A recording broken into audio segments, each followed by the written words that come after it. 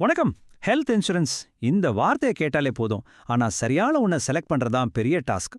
நிறைய பேர் சில சின்ன தப்பு பண்ணி பெரிய விலை கொடுக்குறாங்க. அந்த தப்பெல்லாம் நீங்க பண்ணாம இருக்க என்ன செய்யணும் தான் இன்னைக்கு பார்க்க போறோம். வாங்க ஆரம்பிக்கலாம். முதல்ல அமித்தோட கதையை கேளுங்க.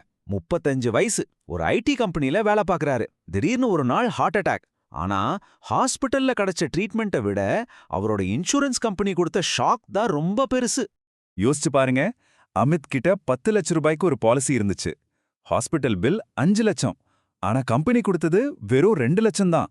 மீதி 3 லட்சத்தை அமித் தன்னோட சேவிங்ஸ்ல இருந்து கட்ட வேண்டியதா போச்சு. ஒரு நல்ல பாலிசி இருந்தும் ஏன் இப்படி? என்னதான் நடந்துச்சு? இதுக்கு காரணம் சப் லிமிட்னு இன்சூரன்ஸ் பாலிசில ஒளிஞ்சிருக்கிற ஒரு சின்ன கண்டிஷன். அதாவது உங்க பாலிசி 10 லட்சமா இருக்கலாம், 20 லட்சமா கூட இருக்கலாம். ஆனா ஹார்ட் அட்டாக், கிட்னி பிரச்சனை மாதிரியான சில குறிப்பிட்ட நோய்களுக்கு நாங்க இவ்ளோதான் தருவோம்னு ஒரு லிமிட் வச்சிருப்பாங்க. அமித் இந்த விஷயத்தை கவனிக்காம விட்டுட்டாரு. இதுதான் அவருக்கு பெரிய பிரச்சனையா மாறிடுச்சு. பாருங்க, அமித்தோட கதை அவருக்கு மட்டும் நடந்ததில்ல.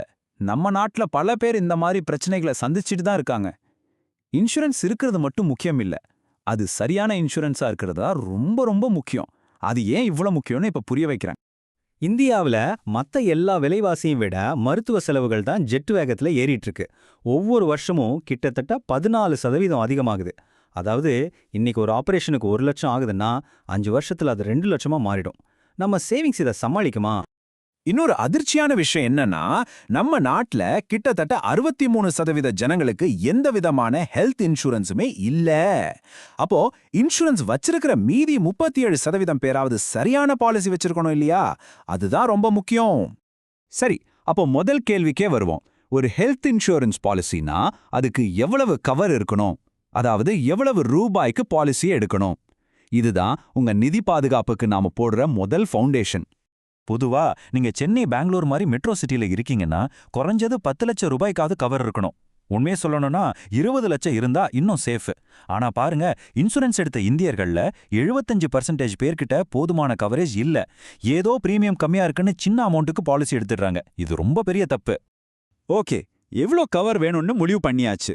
அடுத்தது என்ன மாதிரி பாலிசி எடுக்கணும்? இதுல முக்கியமா 2 வகை இருக்கு. ஒன்னு இண்டிவிஜுவல், இன்னொன்னு ஃபேமிலி ஃப்ளோட்டர். ரொம்ப சிம்பிள்.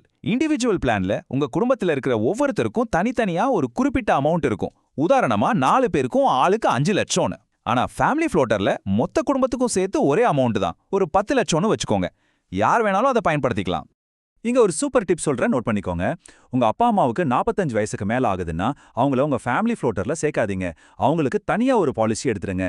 ஏன்னா ஃப்ளோட்டர் பாலிசியோட பிரீமியம் குடும்பத்துல இருக்கிற வயசானவங்களோட வயசை வச்சு தான் கணக்கிடப்படும். இதனால உங்க பிரீமியம் தேவையில்லாம ரொம்ப அதிகமாகும். அடுத்து இன்சூரன்ஸ் பாலிசி டாக்குமெண்ட்ல சின்ன எழுத்துல மறைச்சு வச்சிருக்கிற சில ஆபத்துகளை பத்தி பார்க்கலாம். இதெல்லாம் நீங்க சரியா கவனிக்கலனா கிளைம் பண்றப்போ பெரிய சிக்கல் வரும். இந்த ஆபத்துகள்ல இருந்து தப்பிக்க நீங்க 3 விஷயத்தை செக் பண்ணா போதும். 1, நெட்வொர்க் ஹாஸ்பிட்டல்ஸ். உங்க ஏரியாவில் இருக்கிற நல்ல ஹாஸ்பிட்டல்ஸ் எல்லாம் அவங்க லிஸ்ட்ல இருக்கான்னு பாருங்க. 2வது, வெயிட்டிங் பீரியட். சில நோய்களுக்கு 2-3 வருஷம் கழிச்சு தான் கவர் கிடைக்கும். அது எவ்வளோன்னு செக் பண்ணுங்க. கடைசியா, அமித் மாட்டிக்கிட்டாரே அந்த சப் லிமிட். முக்கியமா பெரிய நோய்களுக்கு இந்த மாதிரி எந்த லிமிட்டும் இல்லாத பாலிசியா தேடி எடுங்க. இப்போ ஒரு நல்ல பாலிசினா அதுல இந்த விஷயங்கள்லாம் கண்டிப்பா இருக்கணும்னு ஒரு செக்லிஸ்ட் இருக்கு. இதெல்லாம் இல்லாம ஒரு பாலிசியை வாங்கவே வாங்காதீங்க. முதல்ல ரூம் ரெண்ட் கேப்பிங் இருக்கவே கூடாது. அதாவது நீங்க எந்த ரூம்ல வேணாலும் தங்கிக்கலாம், அதுக்கு லிமிட் போடக்கூடாது. 2வது, கோபேமெண்ட்.